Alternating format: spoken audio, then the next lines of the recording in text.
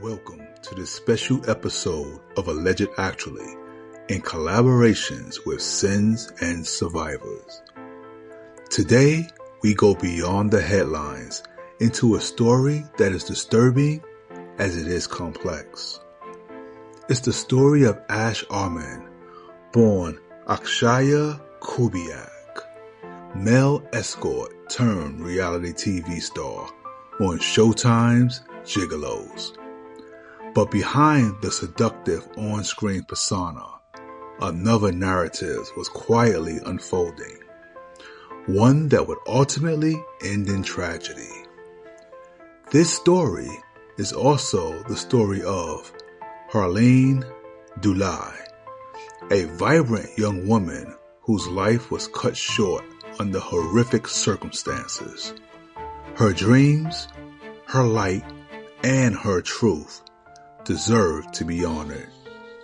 In this episode, we will walk you through Ash's rise to fame, the timeline leading to Herleen's murder, the court filings, and the haunting aftermath. We'll unpack what the public saw, what the evidence reveals, and most importantly, what still remains unanswered. This is not a sensationalized expose.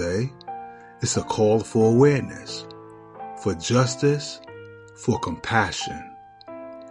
Unmasking Ash Armand, from Sin City to tragedy. Hello, everyone. It's your girl, Sherry, and welcome back to another episode of Alleged Actually podcast. Y'all, tonight is that episode that I've been talking about for like weeks now, maybe even months. Tonight, I am joined by a very special guest, but he is not a stranger to the show.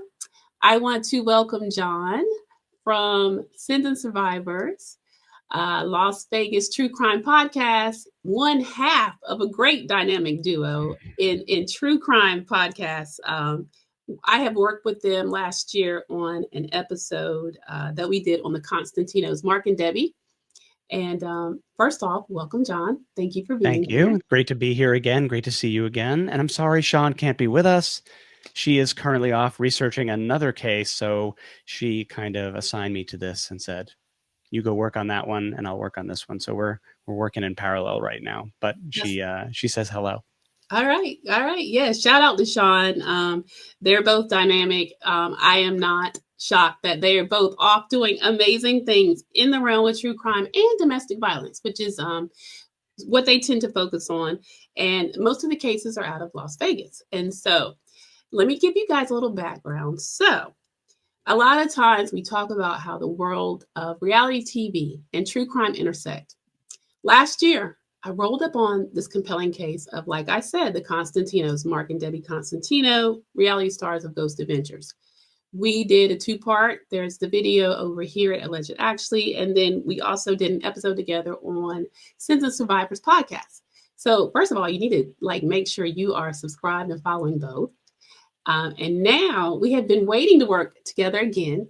And so it was a night I happened to be watching an amazing documentary on Paramount Plus.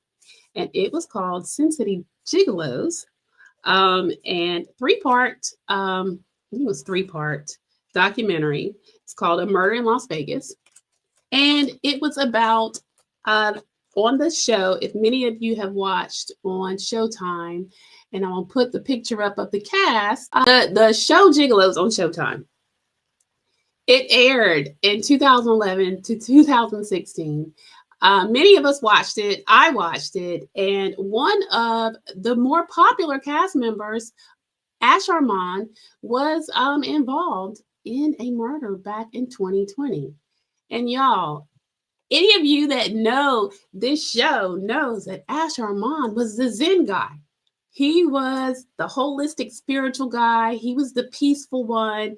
He was the even-keeled one. He was the one that got the guys kind of, together. And he was just really not with all the foolishness and all the antics that we like to watch the guys get into. That just wasn't Ash Armand. And so when the documentary came out and I found out that he had been involved in a murder, and not only just any murder. And we want to speak on the victim, Herleen Dulai, a very, very graphic and brutal murder.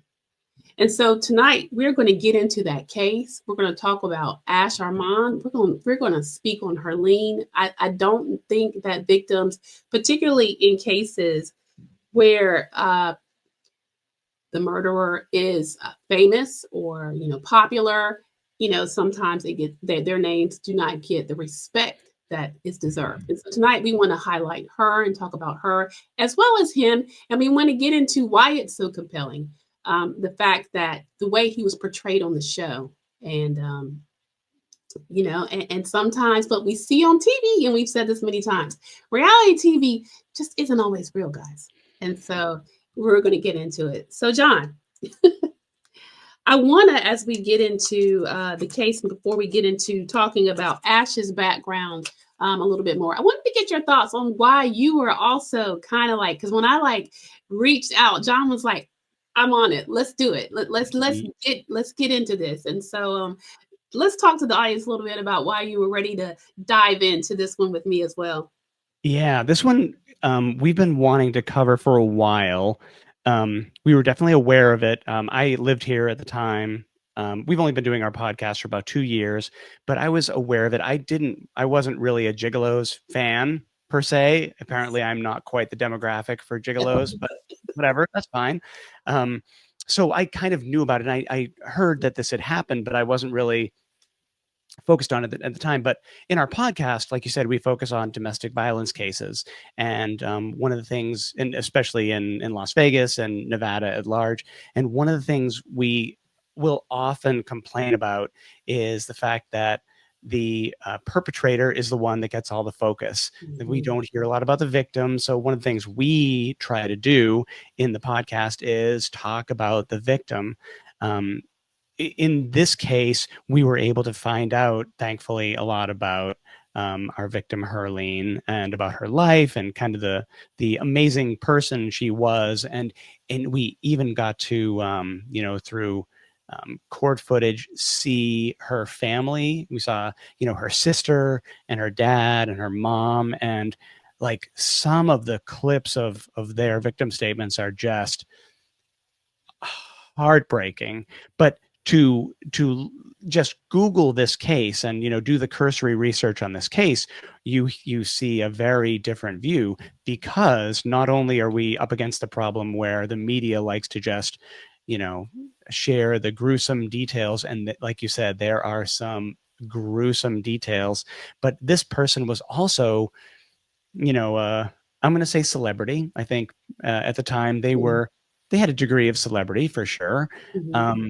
And just the fact that this particular gigolo was Mr. Zen warrior. He was, Mr. Love, Mr. Understanding, Mr. Rebuilding your brain pathways using mushrooms, like all about tantra and massage and loving on people who perhaps wouldn't have, been dating someone who looked like him. He looked, you saw the picture of him, and if you watch the show, he looks like a, like an Indian Fabio. That's how he was described. All the time. Yes. Perfect. I mean, the dude's he's a good looking man. So, Yeah. So that's what drew us to it. We wanted to cover this case and really talk about Herleen and that angle of it. And then of course we met you, and we know that you follow more of the reality TV stuff, and we were like, oh, this is a perfect thing. Yeah. I mean, yeah, absolutely perfect. The worlds collide again, and unfortunately it happens a lot more than we realize.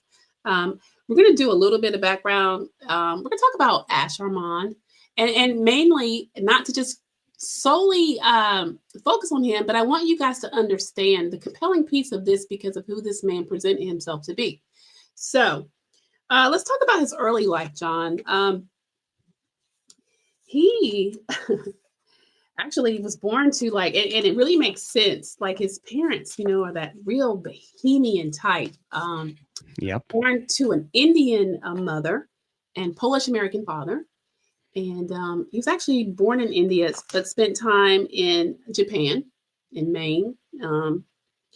And, the thing is, his parents, or particularly his mom, and she was featured in the documentary, the 3-part documentary, and she talked about the fact that they focused on their Eastern philosophies, Tantra, spiritual healings. This is not something that he just, rolled into as an adult. It's kind of what was like, poured into him as a child, in his upbringing.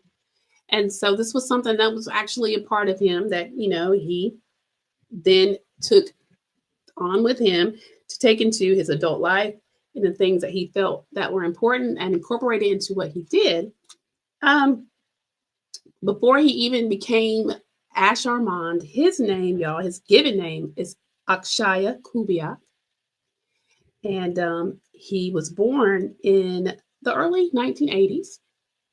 Yep, he would be about 45 or so right now. So he was born in like 1981. And the other thing that I thought was interesting about his upbringing, and his mom talked about this, so we're not really talking out of school about it, is that his mom was married to his dad, but his dad also had another wife.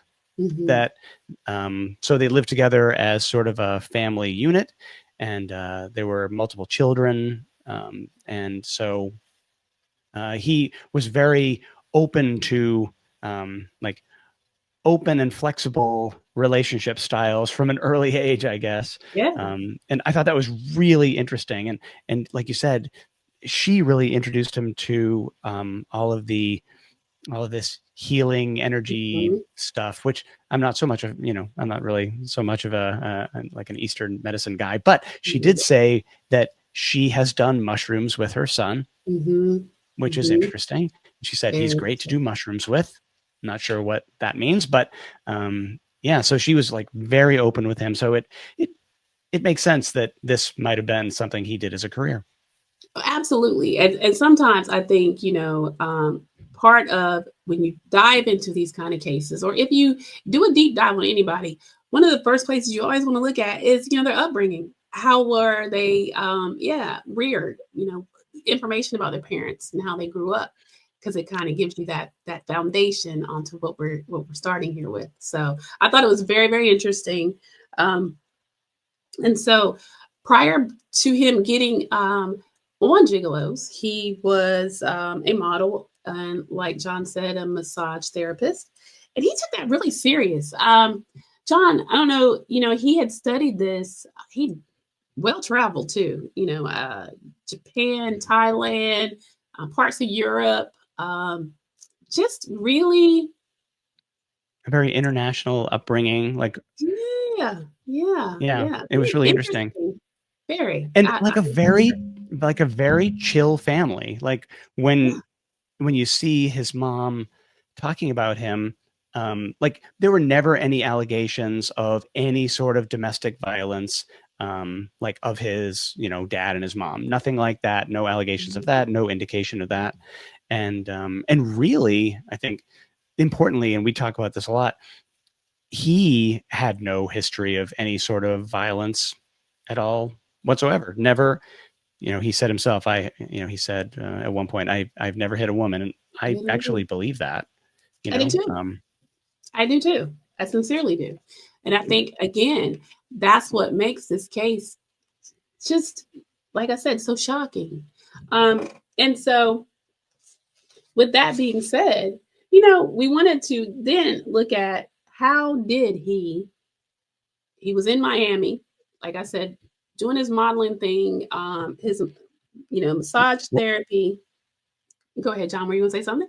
I was going to say working for Cowboys for Angels, doing, the like Darren there. So a little background, there was another documentary that we also watched to get a little more information, about the whole situation. This was the first documentary that I saw. So when the investigation, when the Paramount Plus documentary came out, I was like, oh, I know this story. Like I've already seen a documentary about this. These will probably be about the same thing. But the one we had seen previously was much more focused on his earlier life and his, the effects of social media on him and whatnot, like the earlier stuff. So at that point, he was working was, as they said, he was a boyfriend without strings. So, Yeah. I mean, he was acting as a gigolo, and it was the person who discovered him, Darren, who was also an executive. I think he was a creative consultant or a creative producer or something on the Gigolo show. Yeah. He thought, like he discovered, Akshaya in 2011 and thought, this is a good person that I would like to put him on Gigolos. And that's how he made his way onto Gigolos in season 3, his big break. Yeah. Yeah. And it actually was. I mean, when he joined the show, it was at a time where I won't say that the ratings were starting to suffer, but he just brought a different element to the show. And like I said, I had been watching since season 1 when he joined the show. And, some of this stuff, I've read accounts that, and let's be clear. So prostitution is not legal in Las Vegas. Right. It is legal in the not in Clark County, in counties outside of Clark County. So outside of Las Vegas, outside of Henderson, where we live, it is legal, but not here. Right. And so the focus of the show was, here they were in Vegas, and gigolos, and cowboys for angels, agency, whatever. Some of it was a bit scripted or set up to a degree, and you didn't see. I mean, they would set up the women that would, of course, buy their time or whatever, to tell the story. And like I said, it was interesting. And anytime you see, and you had very different characters, and I showed you the cast photo. Every guy kind of had their thing. You had Nick Hawk, who was like the badass, bad boy, and Brace, who was the older guy, really tan and with the really bleached blonde hair. Bradley Lords. Yeah. Well, that was and then the Marine, that came in later. He came in later. Oh, Brace. I was thinking. I'm sorry. You were talking about Brace. Brace was the older guy. Then Bradley came on, and he had older that gentleman. Right, Brace was the older gentleman, but he had quite the following as well. And then Bradley was the Marine, and the Southern boy. And then you had this exotic Ash Armand, like John said, like the Indian Fabio, the long hair and the cool, chill vibe. So, and then you had Vince Armani, who was kind of like the intellectual. And and he kind of like played off of the whole Vin Diesel thing, but he gave you an intellectual, more intellectual stimulating Vin Diesel, so I mean, everybody kind of had their thing. He came on and brought something different, and it did make the show interesting. And so as it continued, the show went all the way through 2016, and we want to talk about then kind of life after the spotlight for him. John, your thoughts, because the show, like we said, it wrapped up in 2016, yet he still remained an employee of Cowboys for Angels. Even when the cameras wrapped up, he was still working for Cowboys for Angels at that time. And John will punt over to you for some more commentary. One of the things that struck me about Akshaya and his, being elevated into this position and like all this notoriety, and they talk about it a little bit in both the series. So he relocated to Las Vegas, and one of the problems I had with the other documentary on Investigation Discovery, and I'll we'll share the links to both of the documentaries so you can watch them. It focused more on their, how they were living in Las Vegas. Like they were going out to clubs, and it was, there were a lot of drugs and drinking and pool parties, and like a lot of just like general 24/7 debauchery. Like every day was at the, it was like a scene from the Mandalay pool. Like, it was crazy. But to me, it seems like the fame that he experienced, and as quickly as he became famous, I don't know that it had the best effect on him. It seemed like it kind of broke his brain a little bit. And he was always chasing followers and chasing clicks and chasing more notoriety. And that was fine when Gigolos was on, and he was hot. Like, Yeah. he was the in thing, you know, table service at all the clubs and whatever. But when the show ended, like you said, the attention wasn't as much on him anymore, and I think he had a problem with that because he was continually chasing it. Yeah. He had two very important relationships that both the documentaries talked about. One of them much more. He was involved with Tucci Cash. There she is, Yeah. the lovely Tucci Cash.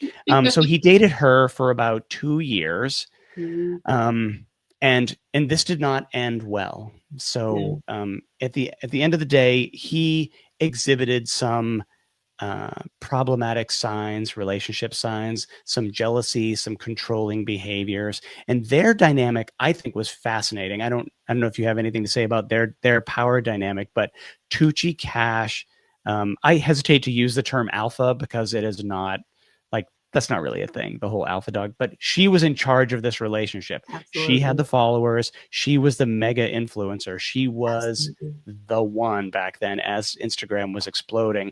And he was sort of riding her success, right? Absolutely. So he really kind of blew it with her, I think. Like in one of the documentaries, someone, I can't remember who it was, said, like, she is the top of the food chain for dating. Oh yeah. And like, I kind of get that. Like, if you're Ash Armand and you're a gigolo, like, yeah, you're not really going to, I don't know where you go from there. But when they broke up, it kind of messed him up a little bit. And he was continually chasing that going forward. Yeah. I mean, if you will, so Tucci Cash made, she was extremely successful, still is, influencer. And, you know, she also was in the adult entertainment industry. Her following was huge. For all intents and purposes, y'all, in that world, she was a boss. Listen, she had the wealth. So they were, again, if you will, when he came into her life, she made him even more relevant, popping even more. They internationally traveled all the time. And you know, she ignited what, if you will, his 15 minutes from Gigolos. She elevated him to a level of not just fame, but to access, you know, to the best parties, the best things. Like I said, travel and all of the expensive and fabulous lifestyle. She helped provide that for him. And like with most people that you get jaded, you know, it happens quick. And, you know, then you start to feel like, okay, this is maybe who I am. This is a part of my life. And then when it starts to get taken away from you, it can certainly have some effects on your mental health. Your identity as you thought it was gets stripped away. And so all these people that love you, you think, are now gone. And this is the thing that, this is the thing that happens a lot with reality stars, because you are in obscurity in 1 minute, and then you're on this show. You never know how it's going to do, but then all of a sudden you get this following, and then you have this fan base, and then your social media is going crazy, and you know you are, for all intents and purposes, in that you are a celebrity. But like anything, fame is fleeting. People are fickle, you know. After you're no longer featured, or we don't see you, or you know, moving on to the next thing. It's a hard thing for people to wrap their brain around. I really felt like that was a lot of what affected Akshaya. When Tucci and him broke up, he didn't deal with it well. It was even accounts that, because they still ran in the same circles, you know. And there were times that he would threaten guys that would be dating Tucci. And so that then you start to see, you kind of get that little side of him, that little dark side. That's not very zen, you know. She'd moved on, and he's still threatening guys that she's with. And if you saw her in either documentary, you could tell by her demeanor that she's really over him and his ways, especially toward the end. She gave off the thoughts that he was trying to control her, or, she wasn't with that, y'all. I mean, listen, Not having it. not Like having you it. said, she was the boss, and she does not want someone who's trying to control her. And then he was left sending her walls of text saying, "Oh, baby, please take me back." And she was like, "Nope." She wasn't having it, y'all. She wasn't So at having that it. point, I mean, fame is fleeting, looks are fleeting. So now it's 2017, it's 2018. Akshaya, like all of us, are, he's aging. It's like it's harder to stay in shape. So there are accounts that he starts, hitting the gym a little harder and starting to do steroids. And of course, what do we know about steroids and what they do to our moods? These, right? Boy So rage. Yeah. yeah. Yeah. And it seemed to me like that was the tipping point for him. And it wasn't, extreme. He didn't just completely crash out, but he definitely, in my opinion, entered a bit of a downward spiral and really needed to redefine himself. He ended up dating one of Tucci's friends, Yeah. who I think you have a picture of her. I do. Right? Tia Yeah. Evans. Tia Evans. There she is, y'all. Yeah. And you have to wonder, he probably knew about Tia before because she's friends with Tucci. Who knows if he was trying to make Tucci jealous? But Tia said, "Hey, this guy asked me out," and went to Tucci and said, "Do you mind if I date him?" And she was like, "I have no problem with that. You do that. Best of luck to you." So that he dated her for I think another 2 years. Yeah. After his, he started getting huge. And I found it so interesting that he went from like this. I mean, he was like obviously very in shape, like, 6-pack, like super duper in shape. But he went from that to like monstrously muscly. Huge. And yeah. And I think some guys think that's going to make them more popular, or that's going to be the difference. And he was chasing the wrong thing. It was chasing the wrong thing. I mean, he started to freakishly look different, and he was like the Hulk.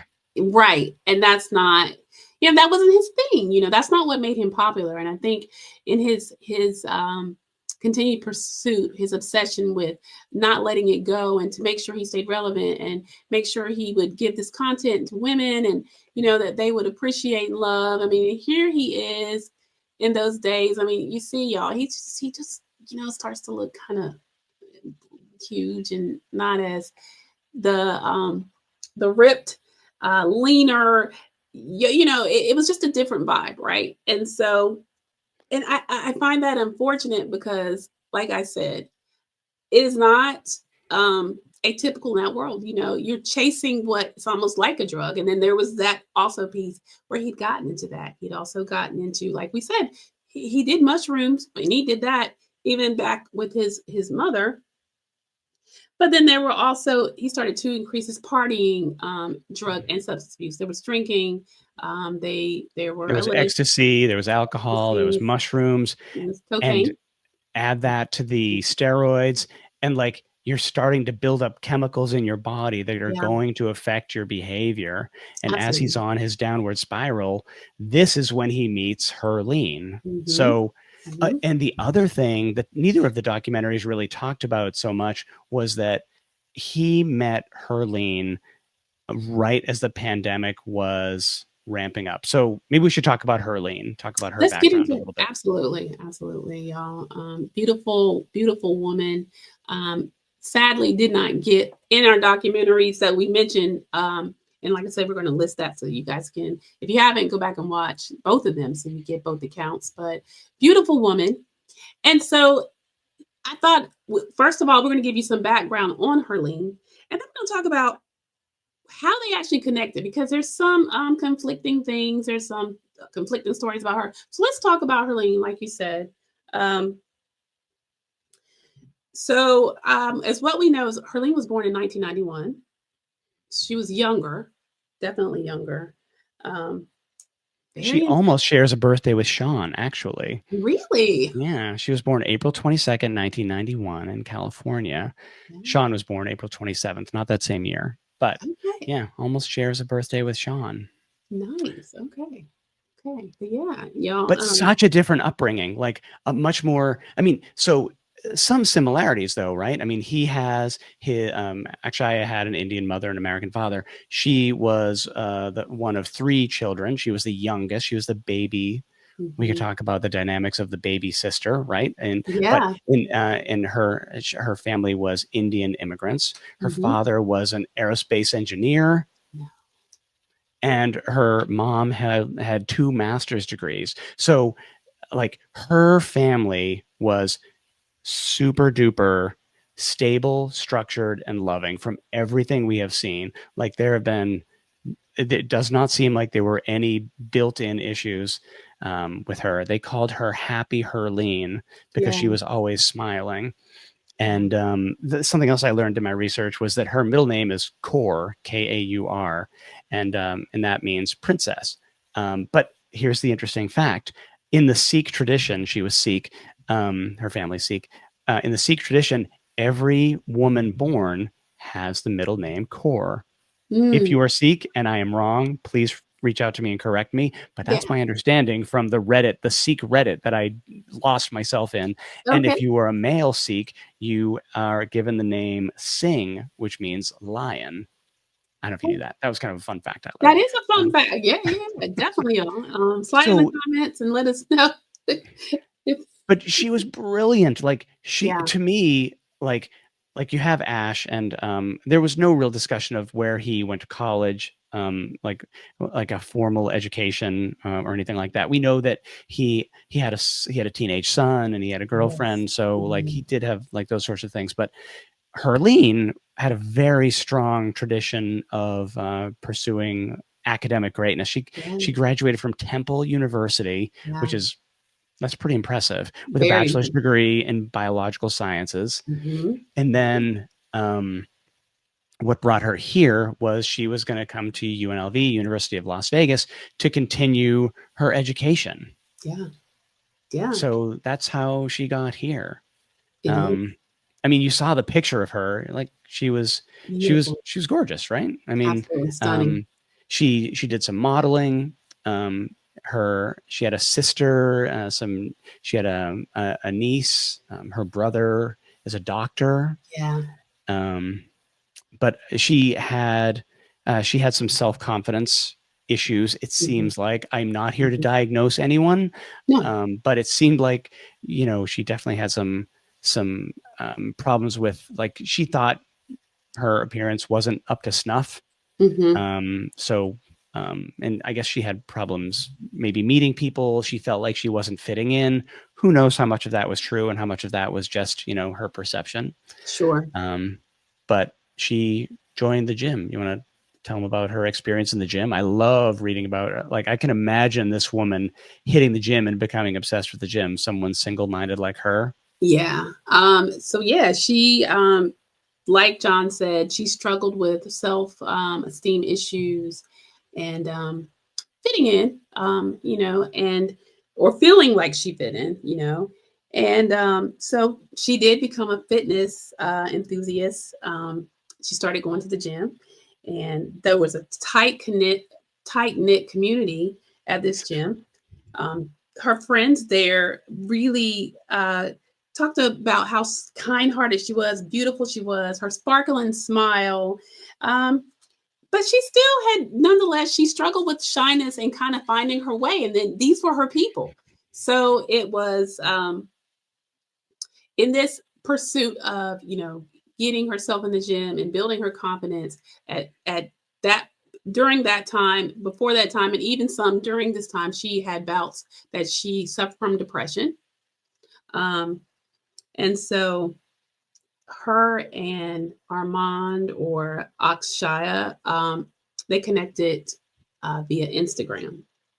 Um, but despite that, her gym family was her family, and that's kind of where she found her confidence. Now, there were some accounts that she had been suffering from a brain tumor.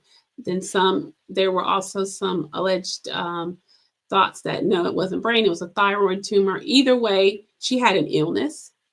And then through finding herself in this community, working out or whatever. I guess she had, I don't know if it was remission or because she even stated there were sound bites in the documentary where she spoke to the group and addressed them and thanked them for their support. And she spoke out about how it had been a rough time for her. She had actually had to go through chemo, but she was doing better. And this is where around the time she and Akshaya, Ash, that's synonymous, meet up.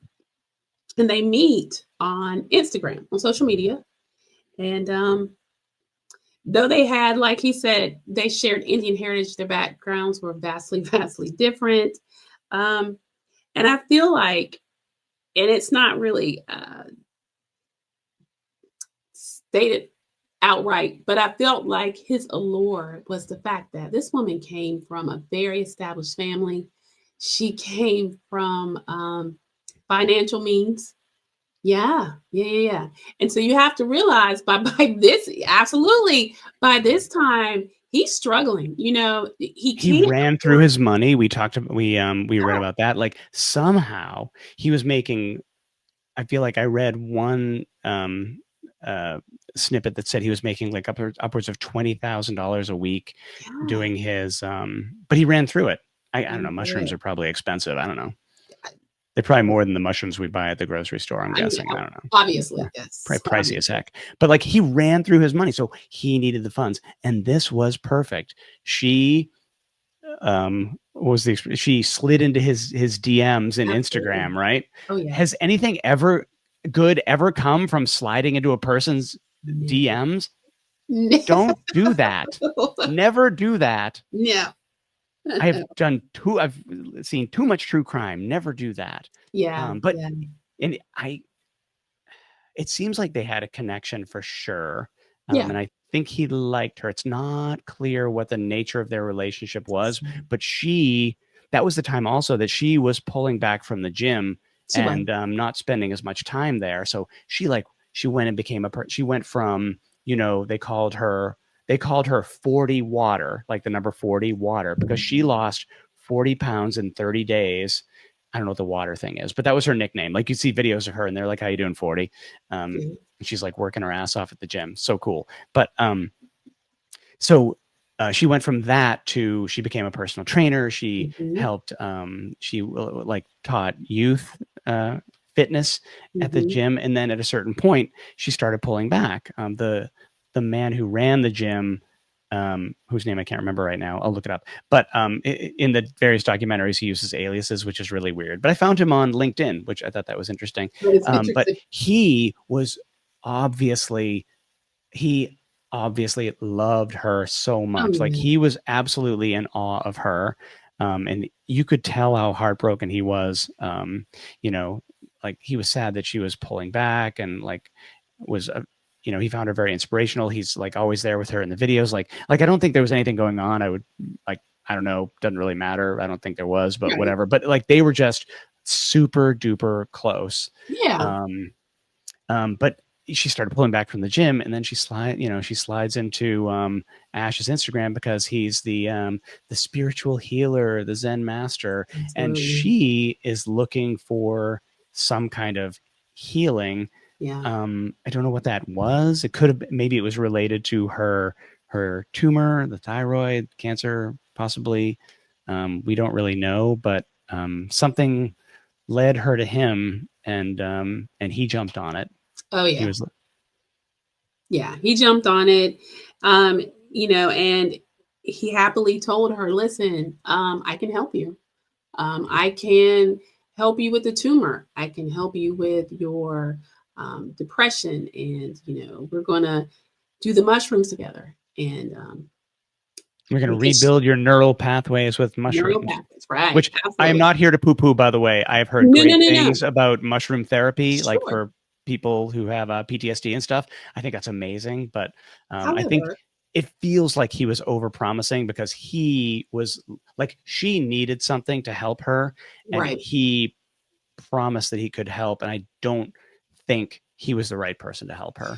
No, I mean, accounts say, I mean, he told her that he was going to do all of this, but in all sincerity, he was not qualified to do so, had not done anything like this. This was just him, basically saying, yeah, yeah, sure, And again, like John said, we're not clear on the nature of the relationship. Someone to just put it in the box of escort client, and no, more accounts say there was a little more to it than that.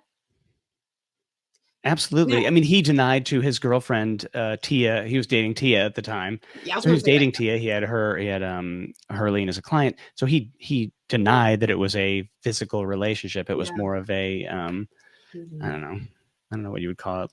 Like an Eastern medicine Yeah, he was going to doctor. heal her. Yeah.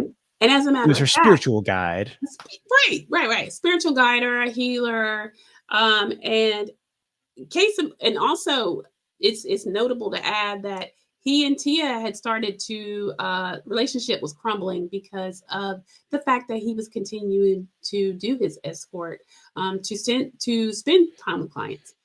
He felt like he needed to continue to do that, and trying to get that money. Though he did try to build his social media presence, and he had started to try to then send out.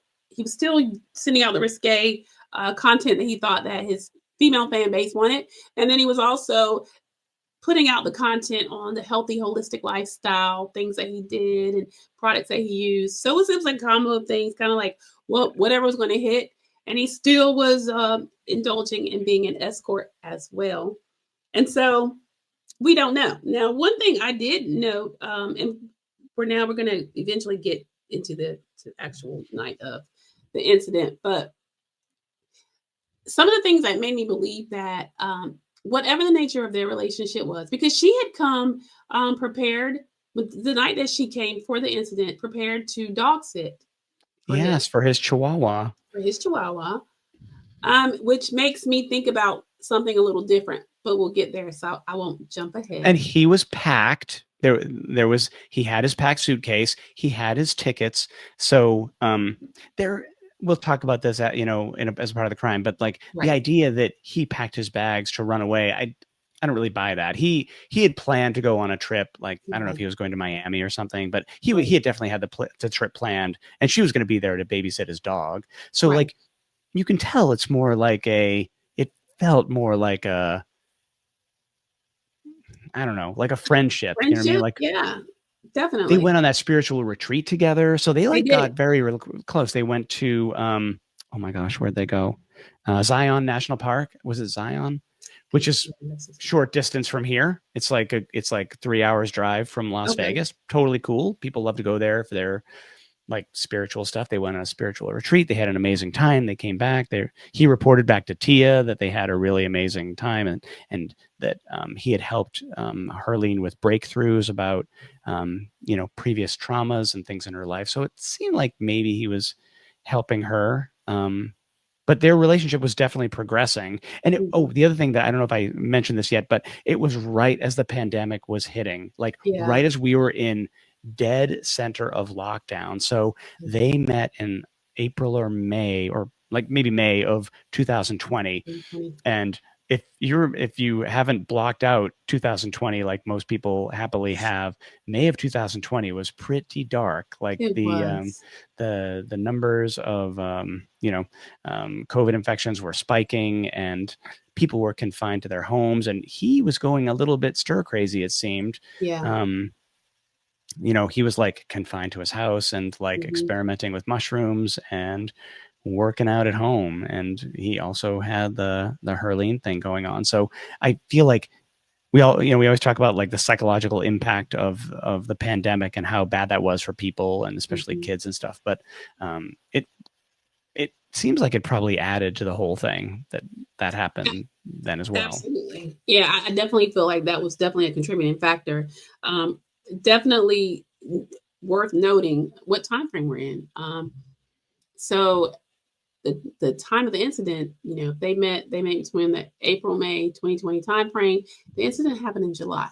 Sadly, on my birthday. It happened on my birthday. Oh no. Gross. No, I know. I know. Yeah, July 15th, 2020. Oh no. Okay. Yeah. Yeah. So that's the day she came over to watch the dog. Yeah. I don't want to So make this about me. It's not about me, but no, I that's will never interesting. forget the date of that incident because it's on my birthday. Yeah, yeah. And I think part of the tragedy is this woman didn't know this man very long. 3 months, 2 months. Yeah, yeah. So now we're going to talk about the actual incident. And as John stated, took place on July 15th, 2020. Um, Herleen went to Armand's Las Vegas residence, his split level townhome on Blackstone Ridge Court. If that means anything to anybody. um, Sadly, y'all, that would be her last. His girlfriend at the time that we had told you about, Tia, he had asked her to leave that day. And there are accounts that he said, particularly, he wanted her to leave because Herleen had some very dark energy. And that he didn't want her around. He wanted to be alone with her so that he could help her. That's an account, one account. I don't know if that's true. Tia does speak of willingly leaving and staying at a hotel that night to give And them being their so privacy. confused. She was like, "What is happening? Why are you Right, speaking to me this way?" right. Like he was super mean to Tia Mm-hmm. when I think they had broken up, and he was like, "You gotta move out," and she was Yeah, like, "Dude, it's a pandemic. I can't move out right now. What are you talking about?" right. But he was super mean to her on the night when he was like, "You gotta go." Yeah, So I want to be alone with Herleen. We're gonna have a moment. yep, yep. So she left and she stayed at a hotel that night. And so they The said M that, Casino, the lovely M Casino in yes, the South M South. Casino. Yeah. And yeah, so her story checked out. She was never a person of interest, though there Nope. were some things that tried to make her one. And no, she never was. By the police never had noted her as a person of interest, and so those theories were debunked, but they're out there. Yeah. Um, so the evening they had engaged in a spiritual ritual of sorts, and they took the psychedelic mushrooms as they had planned to, and lit candles. They prayed together, and they settled in to watch the movie Avatar. Avatar. Mm-hmm. And at some point in the night, that scene, which sounds like a perfectly nice date, turned into an absolute nightmare. Like an indescribable nightmare. And that's coming as anyone who has listened to our podcast before, we have described some. I mean, we don't really go into too much detail in like the indescribable nightmares, but this one was probably the most horrific scene, one of the most horrific scenes that we'd ever heard about. It Mm-hmm. was unbelievable what happened in that house that night. Very, very brutal. So, trigger warning. We're going to talk about some of the injuries that she sustained that took her life. And the reason that, we want to talk about it is because, again, I don't think, the way that they talked about the case, particularly in these documentaries, if you are like myself and really didn't, I don't know that it made international or national news. I'm sure it did. I didn't see it. And I mean, during that time frame, we were all home. So I don't know how I missed it. But if somehow you missed it and you stumbled across this on these documentaries, you need to know the brutality of what happened here. It wasn't if it's trying to portray it's like a crime of passion or like a snap. The brutality of the way this woman was murdered was noted to say that it couldn't have. We don't know what it was. I'll say we don't know what it was, but I think that it needs to be brought up how brutally she was beaten. And to be clear, he was enormous. He was Like at this massive. point, he was a giant hulking roid monster, like Absolutely 6'1" giant. I mean, I don't want to say he was a roid monster. That's not really fair, but he was like a very, very huge, fit guy. And powerful. she was like a 5'3", 125 or so pound, give or Yeah. take, woman. And Mhm. Yeah. So I guess we'll start with his 911 call. So in the morning around, and we'll talk about what happened before the 911 call in a minute too, because that's interesting as well. And it only came out in the documentary, but he called 911 and he essentially admitted to this crime, to murdering her. He said, this is going to sound insane because it is insane. There was a struggle. I temporarily lost my mind. He claimed that she attacked him and he fought her off, which is really hard to believe given like their size disparity, but whatever. But the so he requested both police and paramedics, and the 911 operator, channeling their wonderful training, was like, okay, well, I'm going to keep you on the phone now, and we're gonna do CPR. So he did CPR on her, and he can be heard on the phone doing the CPR, or at least making it sound like he's doing CPR. And he was. That when the first responders showed up, they found him doing CPR, and but they realized quickly that she was gone, and had been gone for a while. Yeah. One of the things they said was that I'm just gonna say she had been gone for a while. Like, this was not something that had just happened. Absolutely. Right? The condition of the body let them know that she had been gone. Yeah. The people that like the first responders said that they had never seen a beating that brutal. And I feel like as a first responder, that's crazy. That's crazy, y'all, because they've seen some of everything. I mean, so yeah, there was that. And there were notes that her face was black and blue and swollen. And then, lots of blood. And there was splatter, bruising, candle wax found in the hair. And, we mentioned that they had lit candles. And this was part of their night, and part of this, I think, part of his healing ritual were the candles with the psychedelic mushrooms and the whole thing. They found 2 candles nearby with bloody handprints, a ceramic statue, a black shirt in the room that was splattered with blood, and it looked as if a violent struggle had occurred amid the supposed spiritual session. And this is accounts from a paramedic, Captain Darren Loops, that had kind of detailed the scene and what was found. Then they had immediately asked that Kubiak or Akshaya Ash step aside so they could attempt to resuscitate Dulai. But the severe injuries to her face, they'd ask him, how did she get the black eye, the facial injuries? And he responded, she attacked me, and I attacked her. And if you saw the accounts, because they actually did have the footage in the documentary, you do kind of see where he's kind of not with it. He seems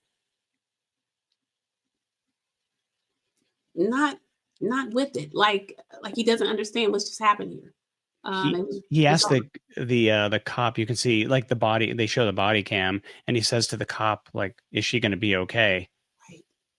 And the cop is like, we'll have to see. Yeah. He said, we're going to take her to the hospital. We're going to take her to the hospital. Yeah. And Ash says, I pray for her to be okay. And the cop is like, oh, okay. We're going to detain you now. We're going to take you down to the, we're going to take you in for this. Mm-hmm. So, and you notice that he said, listen, I'll go, and he said, I did this. He actually said that to the paramedics. I did this. I will wait for the cops. I need to pay for this. So when it comes to the trial, that's very important. He volunteered a confession. Mm-hmm. Yeah. I mean,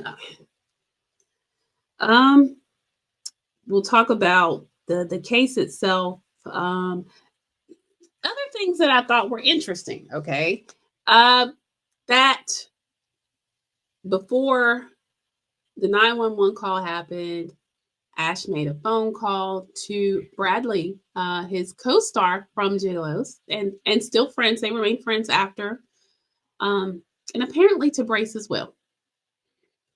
And Bradley actually came there on the scene, and he was trying to. He assessed the scene, but he was trying to confiscate any guns that had happened to be there.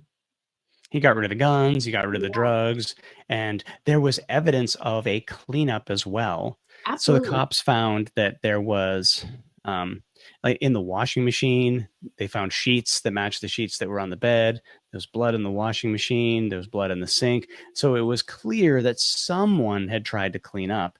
And this was not brought out until the documentary. Right. So it's not.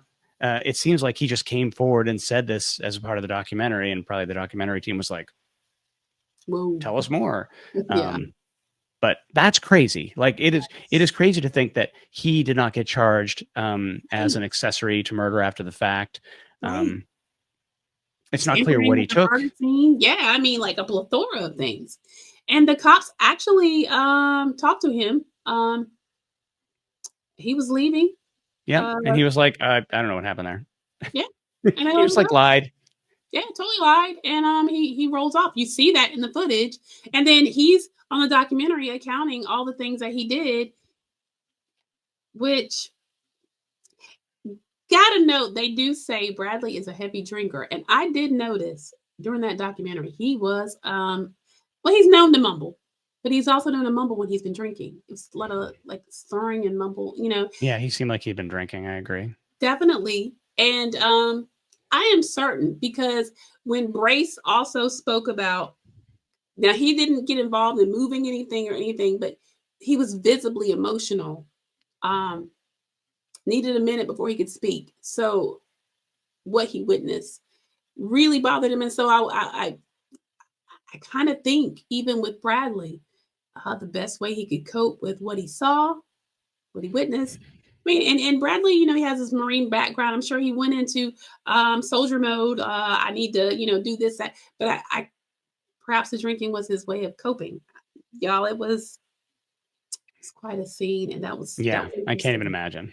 No, absolutely. What that would do to you, seeing that. Absolutely, right. And so from there, y'all, let's talk about the actual case itself.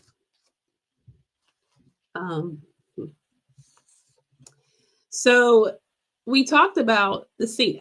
Okay, so John, I wanted to get your thoughts on the way it was handled. I noticed that, and this was based off of what I saw on the actual documentary. You know, I try to do some deep diving. Seems to me that they were so quick to want to do a press conference.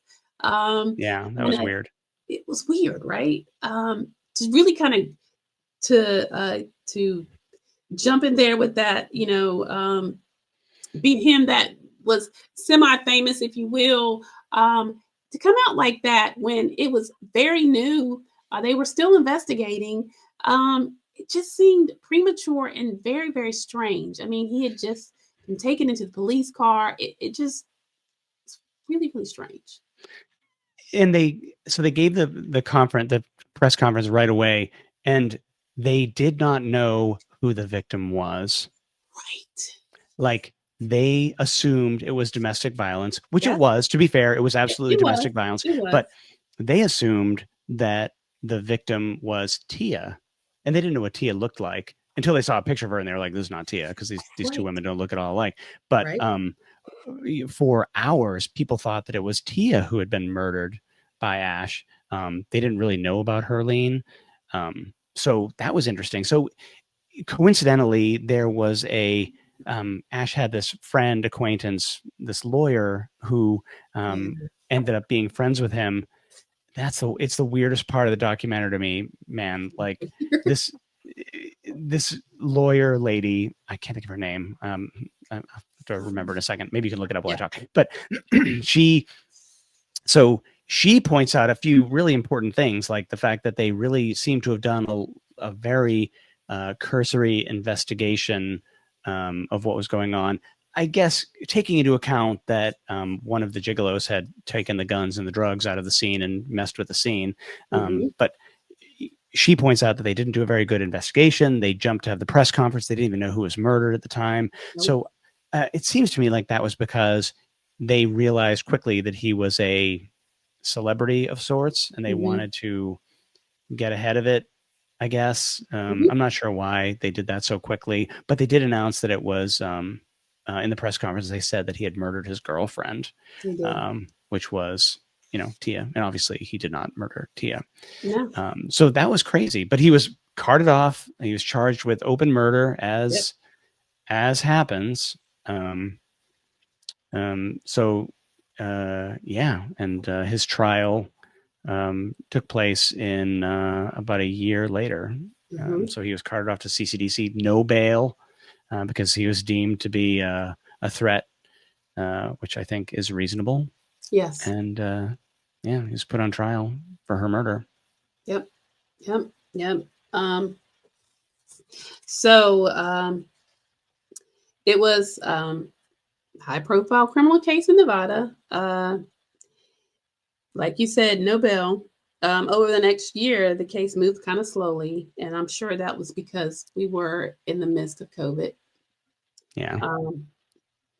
Rather than go to a jury trial on an open murder charge, which could potentially have brought a life sentence, Armand chose to take a plea bargain in 2021. In September 2021, he pled guilty to 2 felony counts of voluntary manslaughter and mayhem. Now, I just want to make sure I'm not getting ahead of myself. I think we covered all of the things that, that made sense to talk about at the scene, how, they came out quickly with the press conference, the idea that things were not handled necessarily in the way in which they should have. I don't think they rushed through the investigation. That was noted, and you're right. The attorney, that was his friend. She did make mention of that. So this plea deal was negotiated with prosecutors, which dramatically reduced the potential penalties.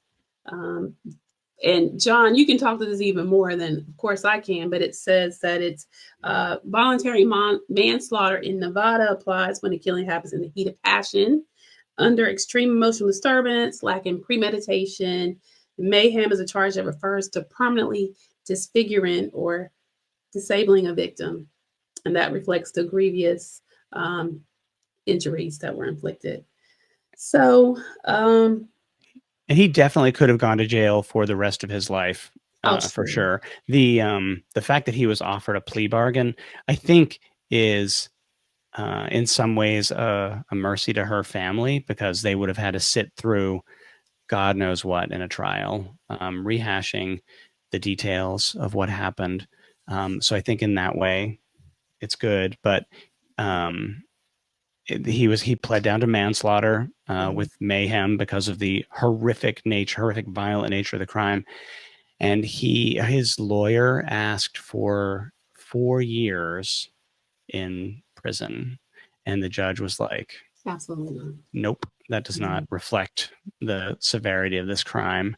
The beating, the horror of it all. So in the end, he was given between 8 and 20 years. And with time served, he would be eligible for parole as soon as 2028. Yes. And her family has said, we're going to be there to make sure that we do everything we can to make sure he doesn't get bail, and he serves that full 20 years. He'll be 47 years old in 28. To me, it seems like a very light sentence. I complain about light sentences a lot. I feel like I often see sentences that are too harsh for certain crimes and too light for others. And this is definitely a nothing sentence. He's at High Desert State Prison, which the third episode of the documentary cleverly states is in the high desert. I swear to you, that's how it starts. It's like high desert prison is in the high desert. Yeah. Yeah. But he is there. And to me, that is where he should remain for the rest of his life. Of course, his friends and family are hoping very much that he is paroled, given his the fact that he had no prior violent history. Mhm. But given all of the accounts and the victim impact statements from her family, you know, I don't really see him getting out in 2028. But I do know that we will live to see this man get out of jail. Oh yeah. He will be out for sure. And yeah.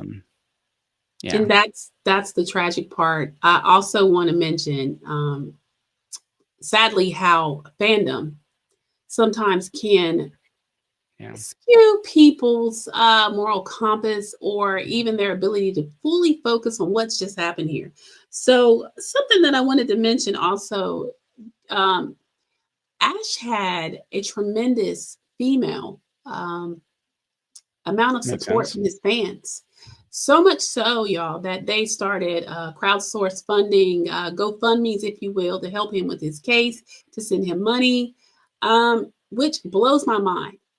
Because as a woman, certainly, yes, you could have appreciated what you saw on television or whatever, but if you followed the case at all and to see how brutally this woman was beaten and how tragically and horrifically she left this world, a young, beautiful woman that, I mean, would have been, it was a senseless death, that you would get behind and support that. To me, I find deplorable. And it just goes to show, sometimes the incorrect lens that fans look through. It's like, two things can be true. You can have at some point, thought that this was a great guy, or, you appreciated his character, keeping in mind that everything you see on TV is not real, even if it's under the guise of reality TV. There were statements like, there's no way he could do that. He would never hurt anyone. Oh, all of his interactions with the women, he was so kind and so gentle. And this is someone that, these women don't know. And I just wanted to mention that because, that's the aspect of the whole thing with, celebrity. It is also, I did want to know, totally different case, but he was also named, y'all, in the Sean Diddy Combs case. He was actually one. Oh, that's right. He was one of the escorts that were hired for the freak offs with Cassie. His name was mentioned in addition to Vince. So there's that. But I just think it's a shame that, another woman would support, even if, even if it was a bad mushroom trip and the fact that he had these steroids in the system and it was a blackout, the violent nature in which he, unalived this woman, I don't see how anyone can get behind that, and certainly not send money in support. I do not understand that. They raised a few $1,000s toward his defense. And I know that his family approached Tucci Cash, and also Darren, who discovered him back in 2011, and they were both like, "Yeah, no, we're not supporting that. We're not supporting that." And there was never, in the documentary, they do try to imply that other people may have been involved, but all of those, I will say none of those theories has ever gone anywhere. There's no evidence that I've seen that anyone other than Ash was responsible for this. It seems like it's like an Occam's razor situation. He was really the only one that was there and the only one that could have done it. So it comes back to that. He did this whether or not he was on mushrooms or whatever. I don't care. No, You know, because of him, this woman is gone. Her family, has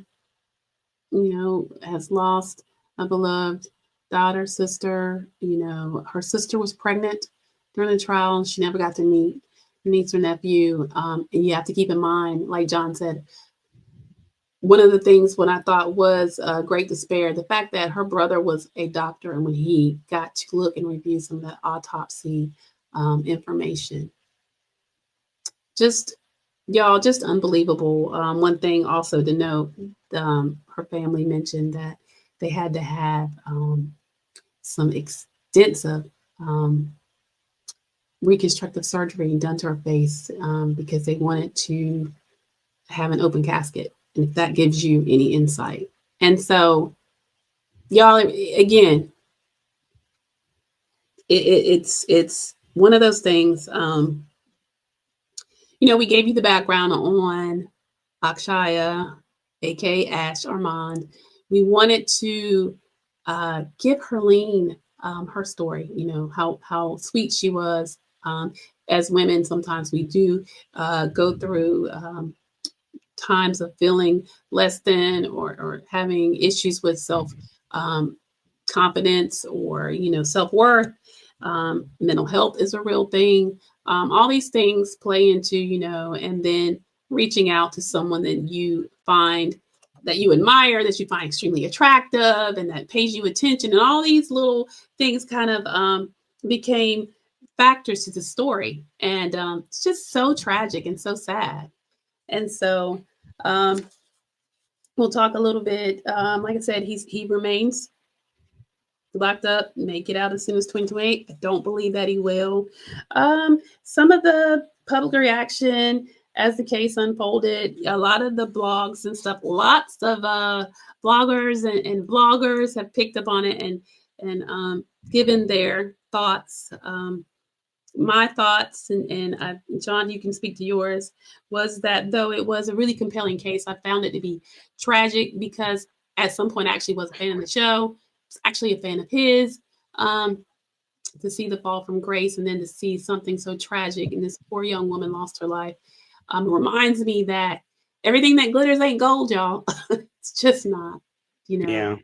So, and we talked a lot about how he didn't have a violent past per se. He didn't have, he was never arrested for domestic violence.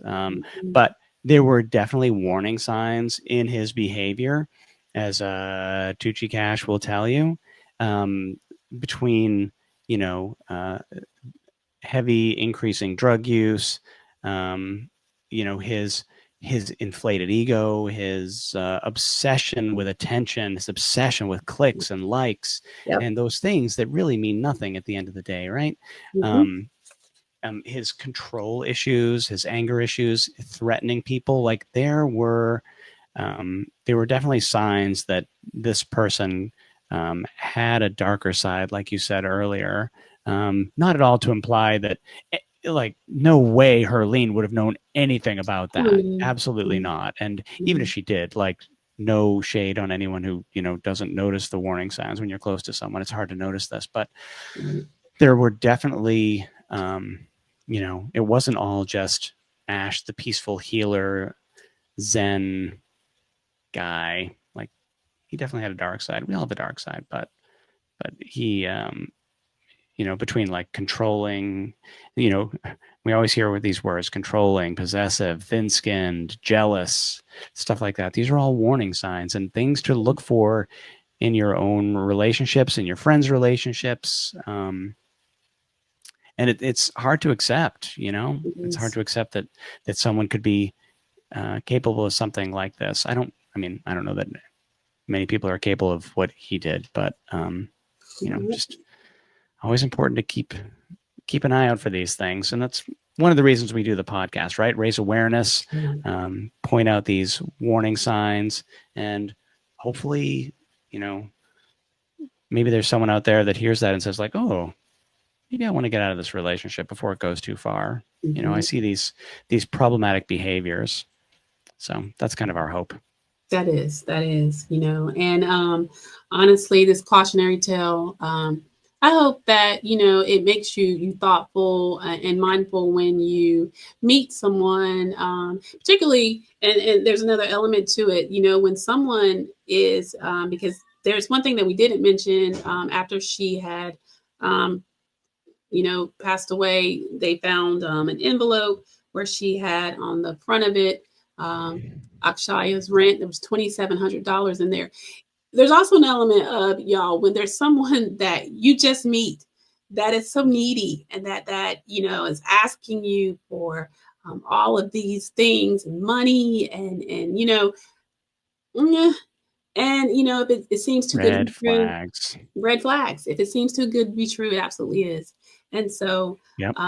yeah. So this I hope that it's brought a different side to this case. I hope that we did our due diligence in letting you know a little more about Herleen, the victim, and also with understanding the background story on Akshaya or Ash Armand, and sometimes how people now, because of social media, you have influencers, you have reality TV, you can get famous relatively fast, and also those implications of being on top of the world a day, and tomorrow the next day, no one cares.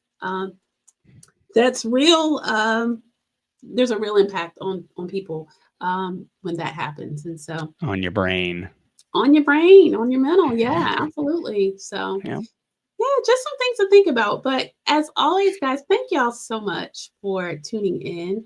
I would love to encourage you to comment. If you're watching here on YouTube, if you're listening on the podcast, leave a review. But let us know your thoughts on this case, your thoughts on our commentary on the case. We'd love to hear from you. And John, do you have any closing words before we say goodnight? I think that's it. So you can follow the Sins and Survivors podcast, where we cover missing, unsolved domestic violence cases here in Las Vegas. You can find us at sinsandsurvivors.com and like everywhere you get your podcasts, and we're on Instagram.